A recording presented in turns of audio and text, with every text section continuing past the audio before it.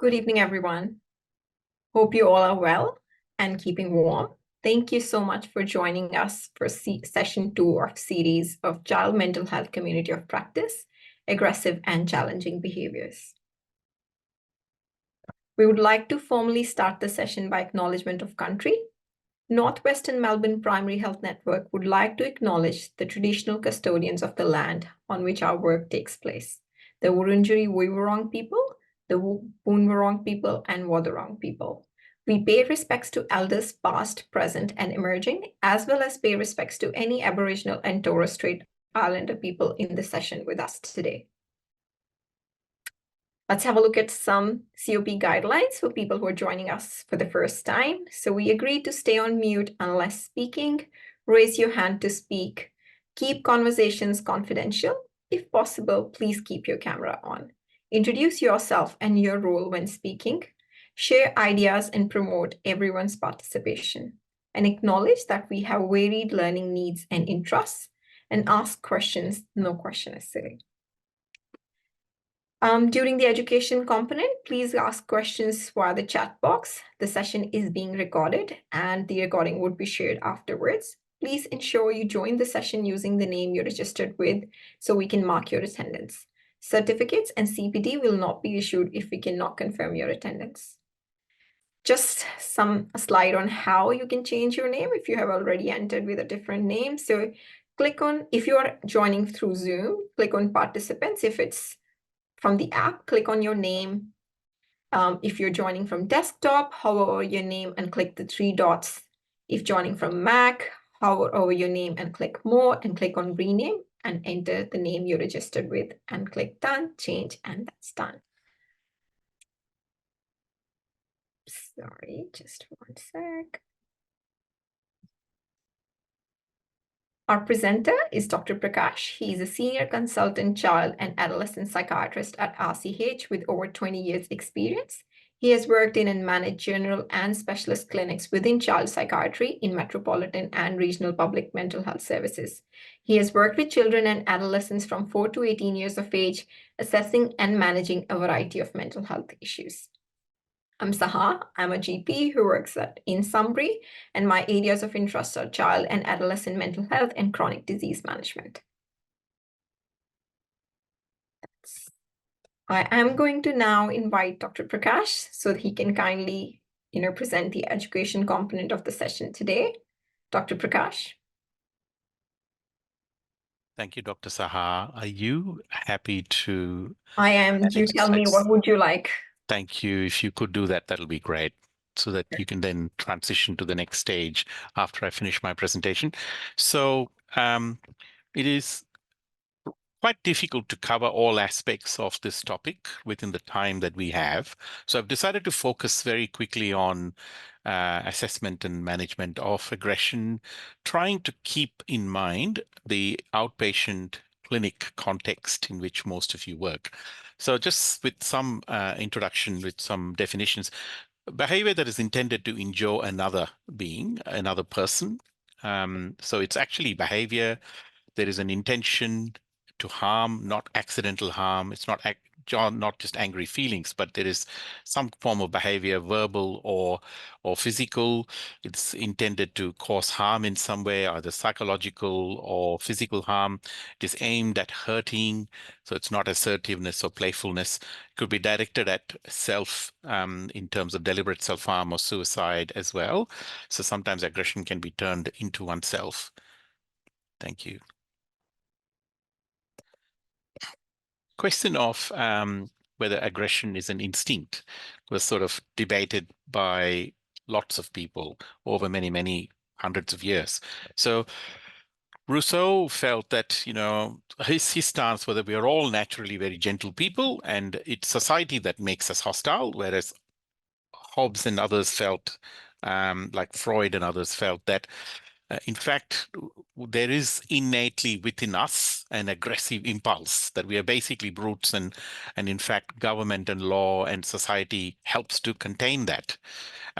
Freud also went on to sort of describe the kind of death instinct as thanatos, which leads to aggressive action. So I think from the get-go, people have sort of related aggression and suicide, aggression and self-injury, and that's kind of also borne by more modern research, and that's how we approach aggression management as well as suicide risk management at RCH.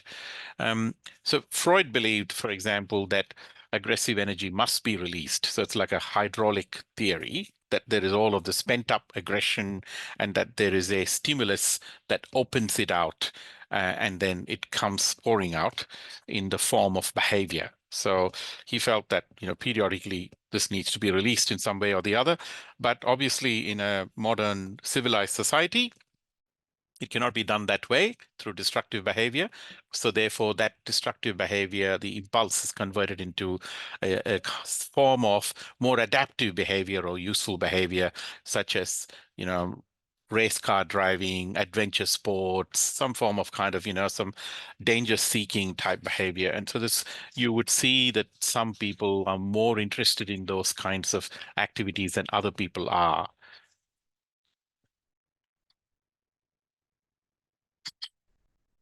In terms of evolutionary arguments, there's been this belief that aggression has survival value, that most species seem to develop sort of inhibitory mechanisms that allow them to suppress the aggressive impulses that they have. So, and making aggression as an optional strategy. So rather than that being the default strategy for every disagreement and every problem, that it becomes an optional strategy. There are different forms of aggression that is described in the literature. There is the indirect aggression, which is an attempt to hurt another person without obvious face-to-face conflict. Yes, could be true. Um, and spreading a false rumor about a teacher or another child at school, or there are some parents who spread rumors about schools saying that their child was mistreated in a school and things like that. So that's a form of indirect aggression. We also see that often in the workplace, when people sort of do that. And then there is the direct aggression, which is behavior intended to hurt someone to his or her face, which is, manifest with things like overt verbal and physical aggression, which happens even in children, like punching, kicking, spitting or saying hurtful things and stuff like that. And then there is emotional aggression, which is kind of displaying aggression that you may see that stems from an angry feeling. So this is commonly seen in hospital when young children lash out at nursing staff or medical staff in a hospital after being held down, and then there's a painful procedure of injection or something else happens, and they're scared, they're angry, they are hurting physically, and so they react. So it's a kind of reactive aggression. The last one is instrumental aggression, where there is an element of planning and the use of aggression to achieve some other goal, which is usually non-aggressive in nature. So there are some children who resort to aggressive behavior at school in order to be sent home because they don't want to be at school for one reason or the other, and they engage in aggressive behavior to then go home. So that is where it's quite important to understand the functionality of the aggressive behavior in order to treat it effectively. There are different models of understanding aggression, like in a hospital setting or in a community setting. There's the genes, there is gender. So some people say that, aggression runs in families, and that aggressive behavior is seen in parents as kind of a genetic predisposition to becoming aggressive. But we also see that several disorders that are associated with aggression, such as ADHD, ASD, conduct disorder, oppositional defiant disorder, can also be genetic in nature. It's more common in male gender, although aggression is quite often represented in girls and women as well. There is the social learning aspect of things, in that children learn from their parents in terms of observing parental criminality or parental aggression or family violence.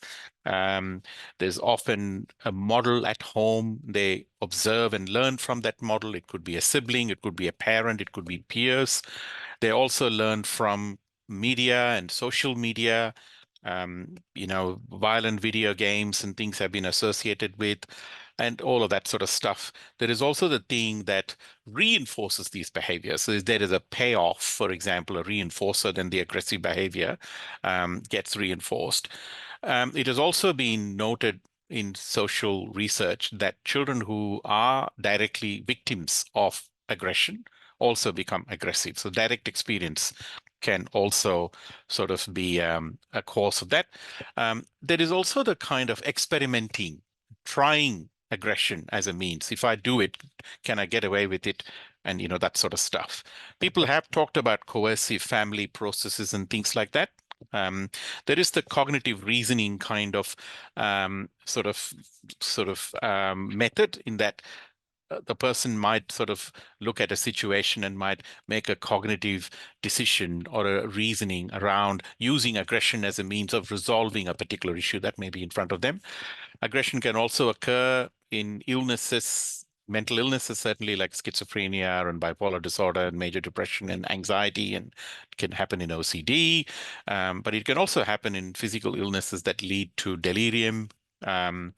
And things. It can happen in hospital environments which are scary, where there's procedures and painful procedures and restrictions and all of those things. Over a period of time, what starts off as temperamental vulnerabilities in infancy, such as overactivity and irritability, then sort of transitions to argumentative and defiant behavior even in the preschool, early childhood phase. And then there is physical aggression and stealing in later childhood, and then full-on antisocial behavior in adolescents and adults. There is desistance at each stage. It is not automatic. And so therefore, for example, every situation where there is childhood conduct disorder had earlier oppositional defiant disorder. Not all children with oppositional defiant disorder develop conduct disorder. Only some do. So similarly, whilst every case of adult antisocial personality disorder had conduct disorder as a youth, not all young people, adolescents, and older children who have conduct disorder develop into antisocial personality disorder. Ultimately, about 10% children with oppositional defiant disorder develop adult personality disorder.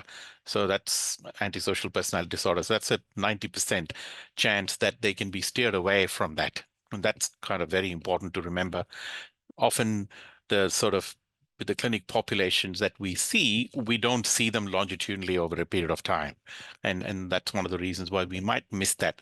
In terms of a comprehensive assessment of children with antisocial behavior, it's really important to kind of try to meet the young person on their own, then involve their parent and carer and any third party. It would be very important to involve health professionals and obtain history from them, especially if the health professional has known them over a period of time, especially if there are notes relating to consultations before the aggressive behavior started. It would really give an idea of the predisposing sort of factors and situations and how the child was like before the onset of the aggressive behavior. And the standard components of a comprehensive assessment should include, asking for patterns of negativistic, hostile, defiant behaviors in children under the age of 11 years, or if you're seeing a teenager, then asking about past history of those patterns of behavior. Aggression to animals, to people, destruction of property, deceitfulness, theft, serious violation of rules, all those things, you look for in children over the age of 11 years. Sometimes there's a crossover of behaviors. Sometimes there's a pattern of, sort of covert destructive behavior like deceitfulness or theft or destruction of property when no one is around, like fire lighting and all those things, which then becomes more overt aggressive behavior and antisocial behavior later on. So getting that history is quite important to assess the possibility or the risk of more overt aggression. Also, understanding the current functioning at home, school, college peers, parenting quality, because we know that coercive parenting and harsh parenting can also lead to aggressive behaviors, history of any current or past mental health issues like learning difficulties, neurodevelopmental disorders like ADHD and autism, if there is epilepsy or motor impairments, mental health problems like depression, PTSD, bipolar disorder, substance misuse, which is also seen in young children, which is quite important. We see some children as young as 9 who are into alcohol, sniffing, and things like that. Most of it they get from home, but they do kind of engage in it, although the rates are much lower than in the adolescents. Communication disorders like speech and language problems. Assessing the risk and creating a risk management plan for self-neglect, exploitation by others, self-harm, or harm to others as a standard sort of thing for all of the young people we see, that we just have to assume that if there are factors where the presentation in the history suggests that there is aggression, it's useful to explore for self-harm or suicidal behavior and self-neglect, because the two can coincide. Similarly, assessment for physical, sexual, emotional abuse is also, I think, compulsory. I think it's good to look into those things because, I've seen some young people who've engaged in marked sort of antisocial behavior or aggressive behavior or conduct disordered behavior, and marked defiance to adult authority who have had a history of physical or sexual or emotional abuse. So that's good to sort of important to look into as well. And there should be an assessment of the parents and carers as well. What's the parent and parent relationship between the parents and parent-child relationship? Are there any patterns of coercive discipline? Um, are they, how is the young person's relationship with other significant adults in their lives, like teachers, sports coaches, and other people? What about the parental well-being, family history of substance misuse, mental health issues in the family, or criminal behaviors in the family? Were drugs used when the mother was, pregnant with the child, and was there intrauterine drug exposure and all of that stuff? Coercive discipline, you know, is the use of excessive techniques of grounding. For example, it starts with that, but then there can also be physical discipline. In some instances, it can also be a lot of, abusive language being used towards a child as a means of disciplining. So all of those sorts of things are coercive discipline. It's quite common. It's very, very common. We've seen that in our, in our clinics. They bring the child in saying that the child has got defined behavior, and the child is very abusive. And then in the course of the session itself, when there is an interaction, the father lashes out, the mother lashes out, and says things that you kind of go, oh, wow, if you are saying these things here in the clinic in front of us, imagine what you must be doing at home, kind of thing. Um, so in terms of writing a formulation for aggression and things like that, the first thing to talk about are the static risk factors. These are risk factors that are based in the history, the past history, which are not able to be changed, but that they might be the sort of things that you might need to look at. For example, history of violence during intoxication, male gender, if there are mental illness symptoms like psychosis, major depression, anxiety disorders, exposure to violence amongst the peer groups, exposure to violent sort of TV or video games, antisocial peer groups, low IQ, exposure to family violence, all these things. The dynamic sort of risk factors are changeable factors. And if the young person likely to be aggressive now, like in the clinic immediately, were they aggressive in the past 24 hours, 48 hours, 1 week ago, 2 weeks ago, 2 months ago? You can kind of have your own sort of scale of how far you want to go back in time. And again, going forward, are they likely to be aggressive on going home now from the clinic, or are they likely to be aggressive tomorrow? If so, are they likely to use weapons? Are they likely to seriously harm someone, or are they likely to just lash out? That sort of stuff. Do they have hallucinations and delusions as a part of this, or they're withdrawing from substances? All of that stuff. Some of the kind of, warning signs of impending aggression, use the acronym STAMP, which is that there may be prolonged period of glaring, there may be sharp, sarcastic, loud, argumentative tone in the voice. They may be anxious with I'll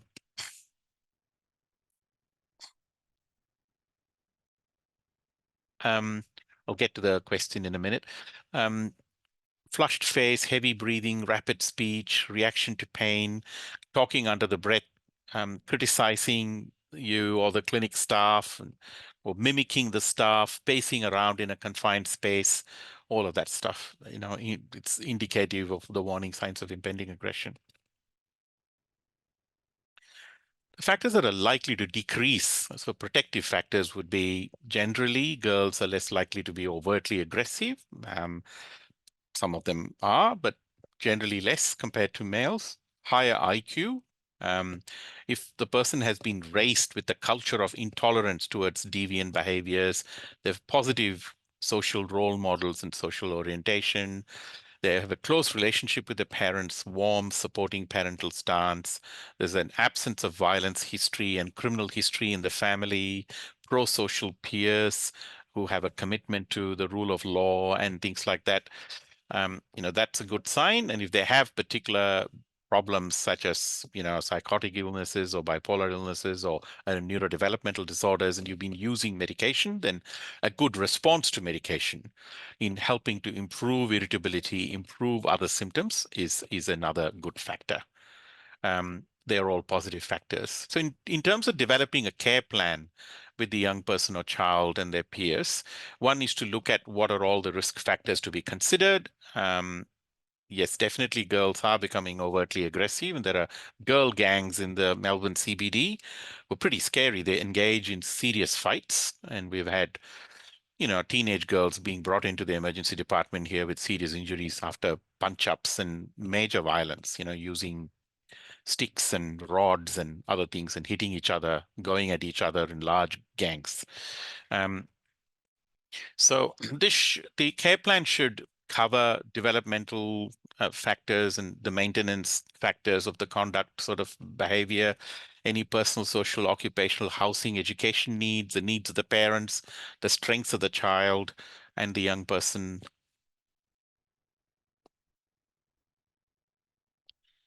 In terms of identifying the effective treatment and care options, it would be useful to kind of look at what previous interventions have been tried, what services have been tried, how long have they been tried for, what exact therapies have been tried, how has the disorder impacted on education performance? Are there any chronic physical health problems, any social or family factors that have a role in development and maintenance of the aggressive behavior, any coexisting mental health conditions, and how the treatments have worked on them?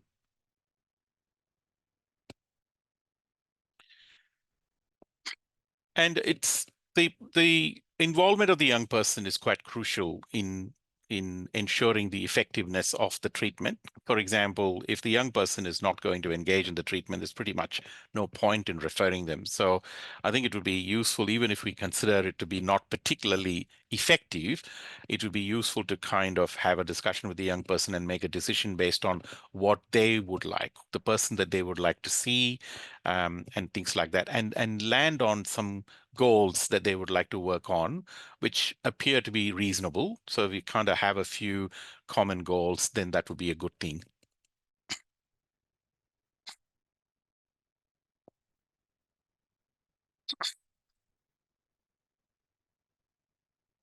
In terms of the new DSM-5 sort of disorders, it's not new anymore because it's quite some time now since the DSM-5 has come. It's 11 years. So disruptive mood dysregulation disorder is this sort of kind of thing to remember that we see a lot of young people with that severe temper tantrums occurring at least three times a week, with a sad, irritable, or angry mood almost every day in between the outbursts. The reaction is much bigger than expected. The child is at least 6 years old, and symptoms begin before the age of 10. The symptoms have to be present for at least a year, and it impacts on their functioning at home, school, or with friends. So it's kind of pervasive, not just located in one context. Okay, in terms of the sort of kind of range of things that we can do, if there's a child who's been diagnosed, a young person who's been diagnosed with risk of developing conduct disorder, and you try psychosocial interventions, in the younger age, we would try parenting programs and child focused programs like group therapies, improving social skills and things like that. And in the adolescents, it's called multimodal therapy. And multimodal therapy basically involves, having, the care team involves the school. If child protection is involved, them.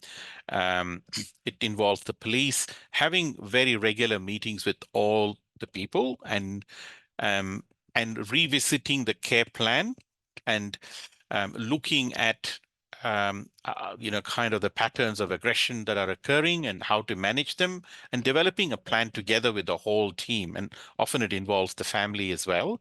Um, and we've had some success in using this. There was an initiative that was run by Department of Education for a period of time. Department of Education would chair those meetings, and I would go to them on behalf of mental health. There would be people from juvenile justice, child protection. Focus of the topic was, how do we keep this young person at school, going to school, and safe within the school, safe for themselves and safe for other people. And we would all come at it from different angles and kind of look at what may be able to be done. The schools in the Western region would come and present a case. Sometimes there may be 2 or 3 case histories presented, and there will be some discussion about what each of the services can do. So that is a kind of multimodal intervention, which is quite helpful. In terms of the pharmacological intervention, it's not particularly helpful in the management of routine behavioral problems. It's helpful when there is either very severely aggressive behavior, so things like risperidone are known to have some effect there. And the other one is, if they have coexisting conditions like ADHD and severe anxiety and things like that, then treating that would be helpful. In terms of the different medications, obviously, the antipsychotics have been tried for quite some time. That involves medications like risperidone, olanzapine, quetiapine, aripiprazole, stimulants. Those people have tried atomoxetine, reboxetine, mood stabilizers like lithium, valproate, carbamazepine, and antidepressants. Even there's a clear history of depression that's driving the sort of aggressive behavior.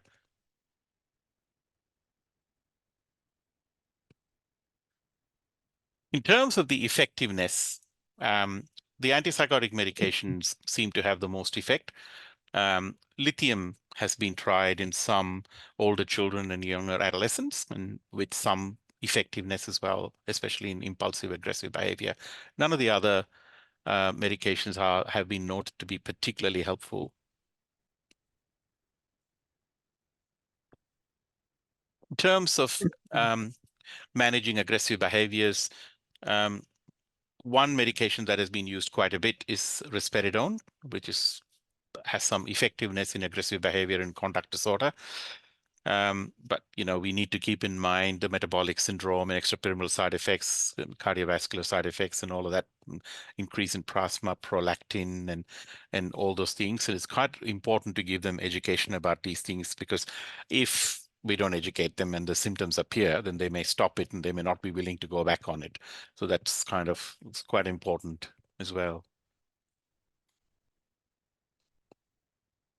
I think we can move on. I think, this is kind of, in terms of effect size, risperidone is probably has the largest effect size, and then the old typical antipsychotics like haloperidol. When there is coexisting ADHD, then the treatment with stimulants is useful, but the effect size for lithium and SSRIs is relatively less. Some populations of young people where they are helpful, but not much.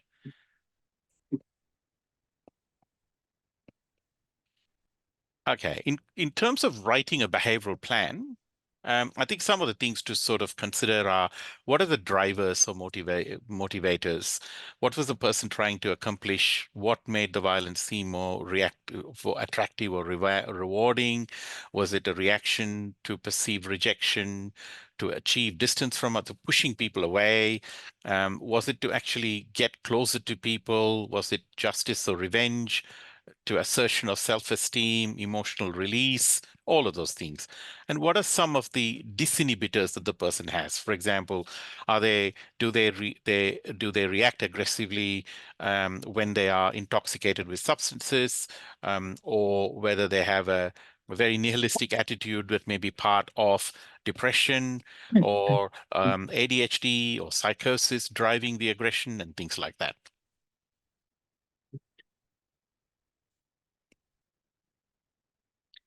Are there other sort of destabilizing factors at that time, like disturbed cognitive functioning, psychosis, sort of intoxication and things like that? And strategies to manage each of these things is sort of necessary and listed. And, every plan must have a review date as well. Thank you so much, Dr. Prakash. No worries. Thank you. So just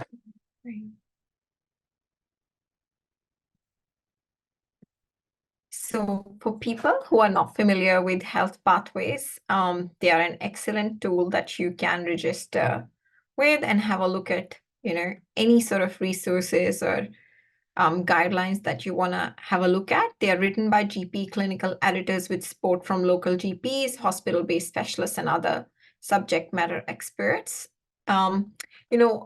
Talking about the benefits of healthcare pathways, the purpose is one of the ways is to reduce the variation in care, so everyone can look at, similar set of guidelines and provide similar advice, which is of course evidence-based, and also making people aware of referral pathways, that how to refer to an appropriate hospital or community or health service or allied health provider, and what exactly are the services that are available to the patient. So for instance, if for our topic today, if you just go to health pathways and search aggressive behavior in children and adolescents, so these are sort of, things that come up on your health pathways slide. And when I was having a look at it, it was very useful to have a look at some of the referral pathways. We are quite familiar with it, but some of the things that I didn't really have before was there was a referral form. There were some referral forms and some direct phone lines, which I'm sure quite a lot of us are familiar with, but for those who are not, it's really actually particularly useful. And also lists all the e-mental health services, has really good GP mental health template as well. So definitely worth going and having a look. If you are already registered, fantastic. Do give a feedback as well. If you find there is a feedback button that you can press on if you have any suggestions how to improve.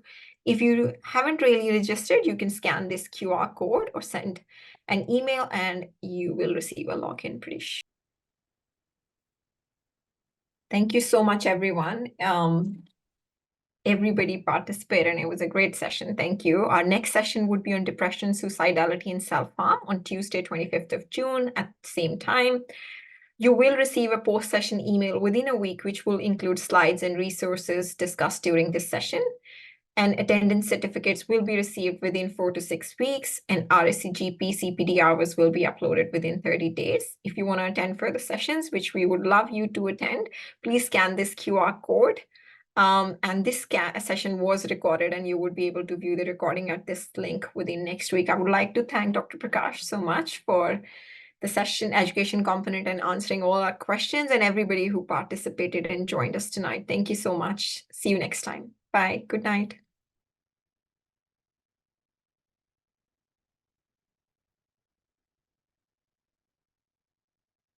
Can I ask you a question, please? Will the handout given to us, like the slides, presentation slide? The email. Thank you. Yeah. Thank you. It would be actually a longer education component than the one that was presented. So lots for Thank you to. you. Thank you.